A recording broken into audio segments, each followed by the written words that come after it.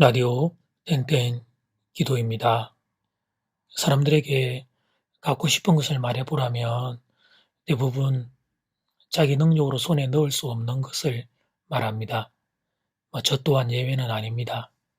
이것은 사람이 욕망의 존재라는 것을 단적으로 보여주는 한 실예입니다. 그렇지만 불행해지지 않기 위해 저는 스스로 그 욕망을 참고 자제하지 않으면 안 됩니다. 만일 제가 서울의 남산이나 부산의 황룡산에 올라가서 수많은 고층 빌딩을 내려다보며 저 많은 빌딩마다 주인이 있는데 그런데 나는 왜 저런 빌딩 한 채도 없을까 그렇게 생각에 사로잡힌다면 그 순간부터 저는 불행해지게 됩니다. 책은담에 보면 사람은 항상 마음 한구석을 비워두는 것이 좋다라고 말합니다. 물이 차면 넘치는 것처럼 가득하면 이내 기울어지기 때문에 마음에 여유를 지니라는 것입니다. 결국 욕심을 버리라는 충고입니다. 욕심은 독입니다.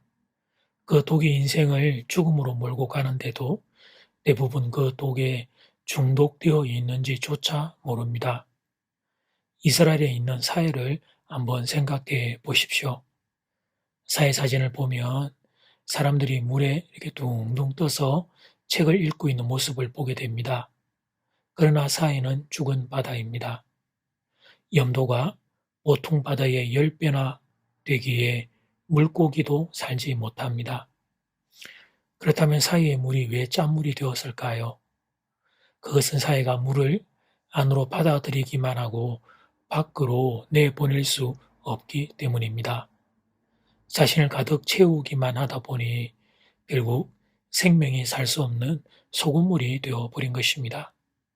욕심은 이처럼 사해와 같습니다. 내 인생을 죽음의 호수로 만들고 싶지 않다면 헛된 욕심을 버릴 줄 알아야 합니다. 내가 할 수 없는 것에 욕심내기보다는 내가 할 수 있는 것을 찾아 노력해야 합니다. 명절이 되면 가족, 친지들을 만나게 됩니다. 어쩔 수 없이 서로를 비교하는 일이 생기게 됩니다. 안 볼 때는 괜찮았는데 얼굴을 보게 되면 그러면 자꾸 비교하는 마음이 생기게 됩니다. 견물생심은 물건만 볼 때 일어나는 감정이 아닙니다. 사람을 볼 때도 우리에게는 욕심이 생기게 됩니다. 그래서 명절 기간은 다른 어떤 때보다 마음 관리를 잘 해야 하는 시간입니다. 꼭 가족 친지를 통해서만 마음이 무너지는 것은 아닙니다. 낯선 사람들을 통해서도 우리의 감정은 상처를 받게 됩니다. 동네에 잠깐 나갔는데 다정해 보이는 이웃집 가족들의 모습을 보면 그게 그렇게 질투가 됩니다. 나는 혼자인데 다른 사람들은 다들 행복해 보이기 때문입니다. 그래서 마음이 쓸쓸한 사람들은 명절에 마음이 더 쓸쓸한 법입니다. 그러고 보면 우리의 감정이라는 녀석이 얼마나 예민한 친구인지 모르겠습니다. 명절에 마음을 잘 관리해야 하겠습니다.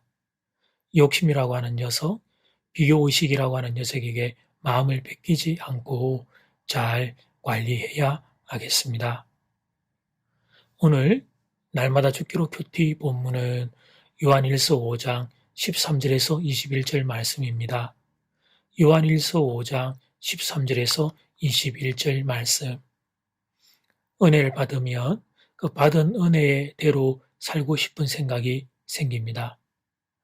그러나 그렇게 살지 못하는 자신을 우리는 곧바로 만나게 됩니다. 그런 일이 몇 번 반복되면 지레 포기해버리고 맙니다. 심지어는 은혜 받는 것도 피하려고 합니다. 은혜 받고 그대로 살지 못하면 죄책감이 생기니까 아예 은혜를 안 받으려고 하는 것입니다. 그런 우리를 향하여 사도 요한은 15절의 말씀으로 길을 제시합니다. 그를 향하여 우리가 가진 바 담대함이 이것이니 그의 뜻대로 무엇을 구하면 들으심이라. 이 말씀은 기도 응답에 대한 교훈이라기보다는 제발 기도하십시오라고 호소하는 것입니다. 말씀대로 살지 못할 경우에 미리 포기하지 말고 그때 기도하라는 것입니다. 죄를 이길 수 있는 힘을 달라고 하나님께 기도하라는 것입니다. 무엇을 구하든지 하나님은 들어주십니다. 우리의 아버지이시기 때문입니다. 그런데 14절에 하나님의 뜻을 따라 구하라고 기록되어 있습니다. 만일 사랑이 없다면 하나님께 구하기를 바랍니다.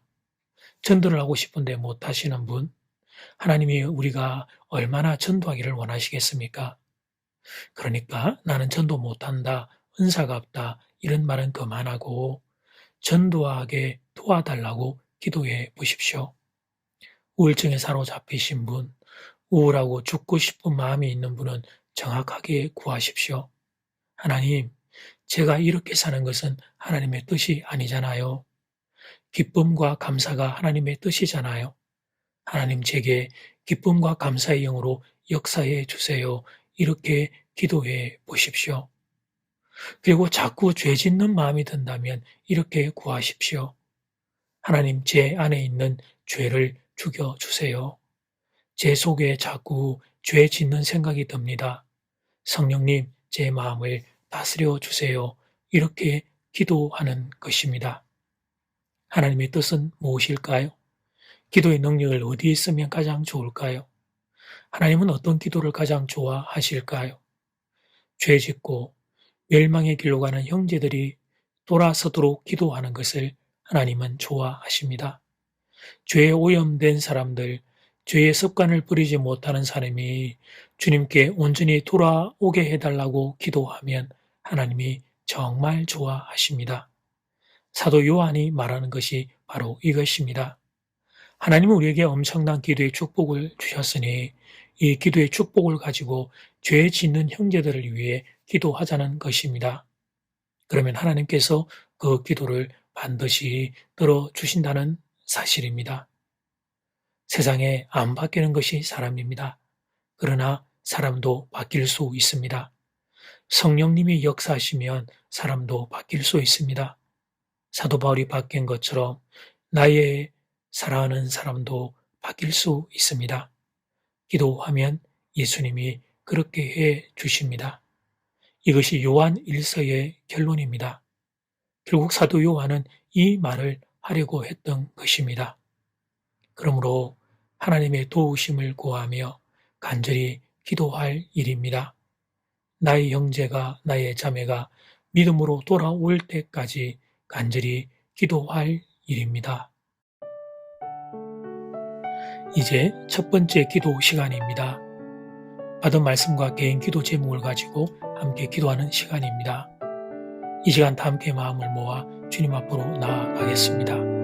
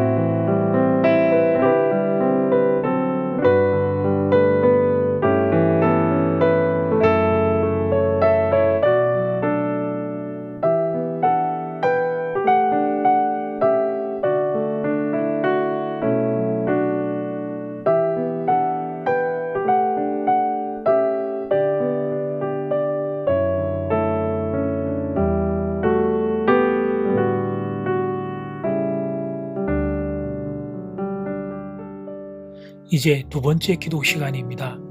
하나님의 뜻은 우리가 죄를 짓지 않고 하나님의 백성으로 사는 것입니다. 믿음에서 떠나 방황하는 영혼들이 주님께로 다시 돌아오는 것입니다. 그래서 이 하나님의 뜻을 붙잡고 기도하면 하나님은 들어주십니다.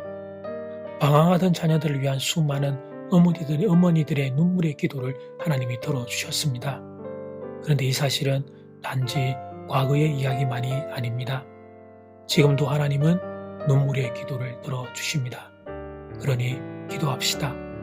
우리의 사람들이 돌아올 때까지 기도합시다. 이 시간 다 함께 마음을 모아 기도드리겠습니다.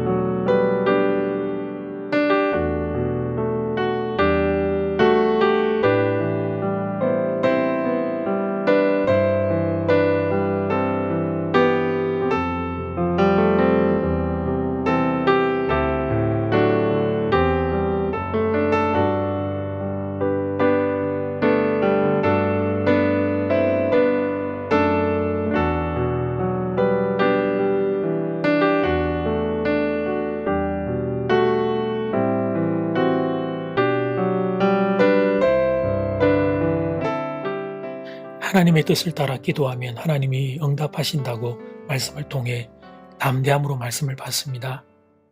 먼저 제가 죄를 짓지 않고 하나님의 백성으로 살게 도와주십시오.